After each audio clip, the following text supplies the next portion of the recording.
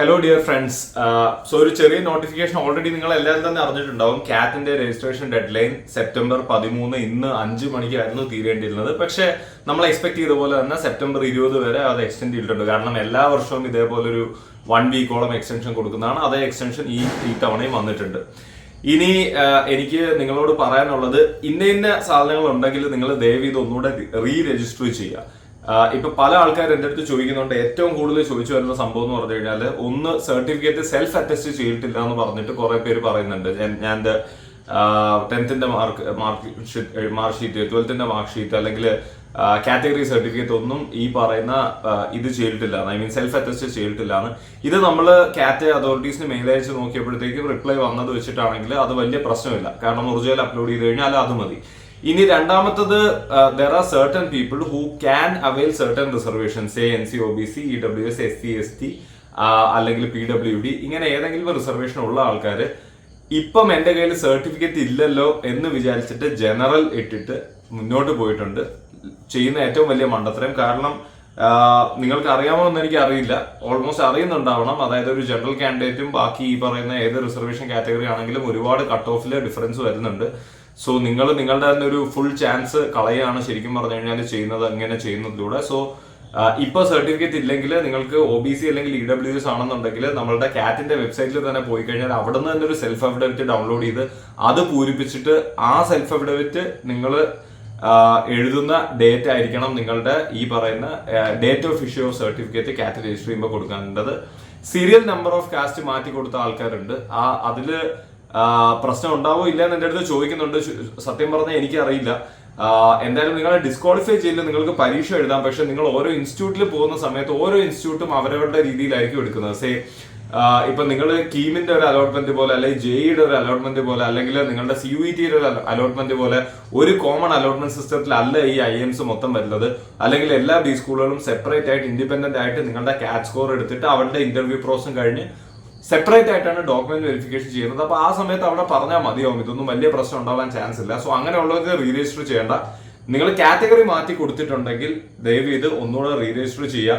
10,500, 2,500 രൂപയുടെ വിഷയമാണ്, മനസ്സിലായി. പക്ഷെ നിങ്ങളുടെ ഒരു ലോങ് ടേമിൽ നിങ്ങളുടെ കരിയർ, ഇപ്പൊ നിങ്ങളൊരു MBA ഒക്കെ കഴിഞ്ഞിട്ട് നിങ്ങൾക്ക് ജോലി കിട്ടുകയാണെങ്കിൽ 2,500 രൂപ എന്ന് പറയുന്നത് നിങ്ങളുടെ ലിറ്ററലി പറയുകയാണെങ്കിൽ നിങ്ങൾ ഒരു വീക്കെൻഡ് ഒരു ഫ്രണ്ട്സുമായിട്ട് ഒന്ന് പുറത്തു പോയി കഴിഞ്ഞാൽ ഡിന്നർ കഴിക്കാൻ എടുക്കുന്ന പൈസ, ആ ഒരു ലെവലേ ഉള്ളൂ ഈ 2,500 എന്ന് പറയുന്നത്. ഇപ്പൊ അത് വലിയൊരു എമൗണ്ട് ആയിരിക്കാം, ബുദ്ധിമുട്ടൊക്കെ എനിക്ക് മനസ്സിലാവും.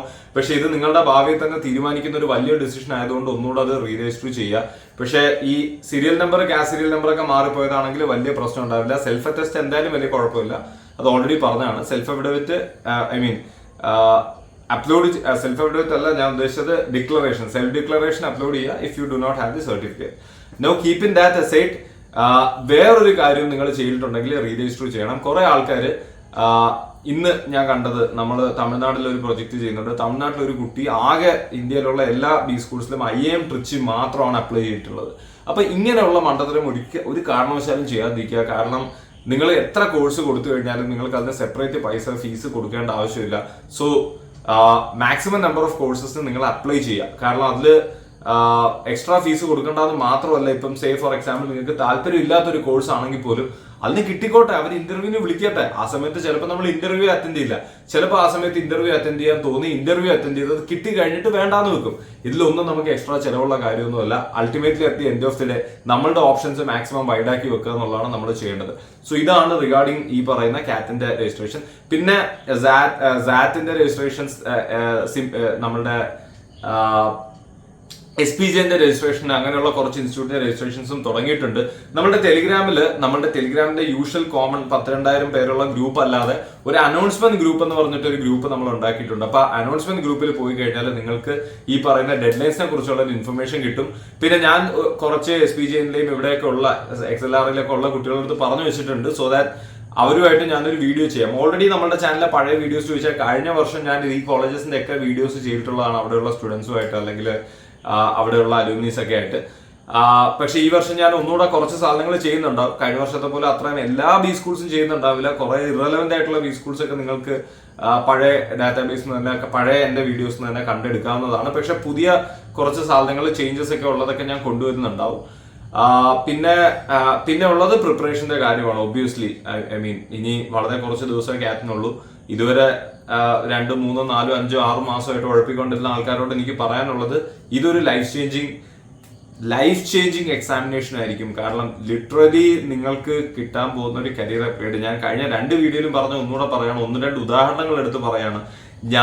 എനിക്ക് എൻ്റെ MBA കഴിഞ്ഞിട്ട്, എഞ്ചിനീയറിംഗ് കഴിഞ്ഞ് ഞാൻ നേരെ MBA എടുത്ത്, MBA കഴിഞ്ഞിട്ട് എനിക്ക് കിട്ടിയ എൻ്റെ ഫസ്റ്റ് റോള്, എനിക്ക് തൊട്ട് മുന്നേ 48 വയസ്സോ മറ്റോ ഉള്ള 10, 15, 18 വർഷമോ മറ്റോ ഒരു സാധാ ബി സ്കൂളിൽ നിന്ന്, അതായത് നാട്ടിലെ ഒരു സാധാ MBA കഴിഞ്ഞ് 18 വർഷം എക്സ്പീരിയൻസ് ഉള്ള ഒരു 48ഓളം വയസ്സുള്ള ഒരാൾ ചെയ്തിരുന്ന പണിയാണ് എനിക്ക് എൻ്റെ MBA കഴിഞ്ഞിട്ട് നേരിട്ട് കിട്ടിയത്.